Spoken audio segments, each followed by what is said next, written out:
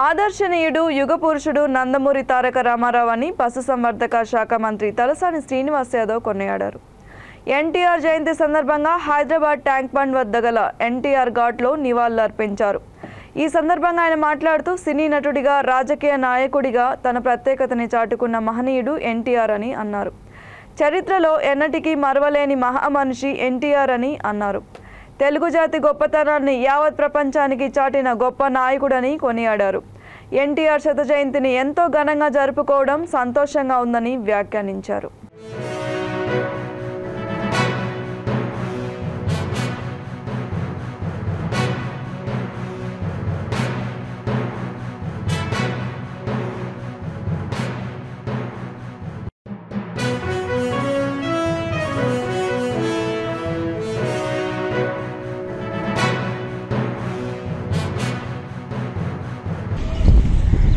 తెలుగు జాతి రత్నం మరి వారు ఒక సినిమా నటుడుగానే కాకుండా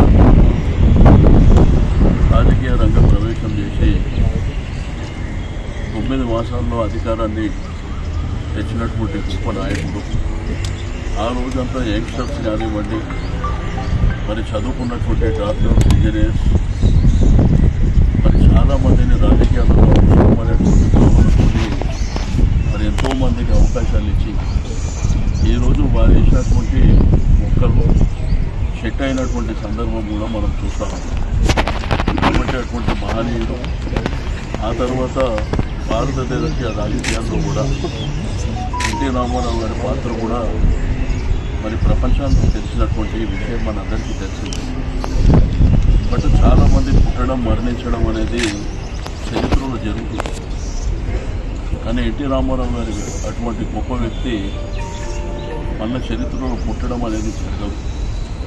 బట్ ఏది ఏమైనప్పటికీ ఎన్టీ రామారావు గారి ఆశయాలు మరి వారు చనిపోయి ఎన్ని సంవత్సరాలైనా కానీ ఎప్పుడు ప్రజల గుండెల్లో ఉండేటువంటి గొప్ప వ్యక్తి. ప్రతి ఒక్కరు కూడా మరి ఎన్టీ రామారావు గారు చెప్పుకునేటువంటి పరిస్థితి ఈ దేశంలో కాదు, ప్రపంచంలో ఉన్నటువంటి తెలుగు వాళ్ళు కూడా మరి వారు చేసుకోవడం. ఇప్పటి జనరేషన్ కూడా ఎన్టీ రామారావు గారు అంటే ఏంది చెప్పేటువంటి సన్నివేశాలు, లేకపోతే అప్పుడు ఉన్నటువంటి వారి రాజకీయం కానివ్వండి, రెండోది ఆ చిత్రాలు కానివ్వండి, ఇప్పటికీ కూడా మీకు తెలుగు చలనచిత్ర పరిశ్రమలో మరి మకుటం లేని మహారాజుగా, ఒక యుగ పురుషుడుగా వారు అనేకమైనటువంటి పాత్రలు, అంటే ఒక విలన్ని కూడా హీరో చేసినటువంటి అది ఎవరికి సాధ్యం కాదు. దుర్యోధనుడి మహాభారతంలో దుర్యోధనుని హీరో చేసినటువంటి వ్యక్తి. మరి అదేవిధంగా రావణాసురుడు, మీకు రామాయణం తీసుకుంటే ప్రతి ఒక్కరు చెప్తారు రావణాసురుడు విలన్ అని. బట్ ఆయన కూడా హీరో మరి వారి పర్సనాలిటీ కానివ్వండి, వారికి ఉన్నటువంటి వారికి మాకు ఉన్నటువంటి అనుబంధం, మేము ఎప్పుడు కూడా ఎన్టీ రామారావు గారి అభిమానులాగా చిన్నప్పటి నుంచి.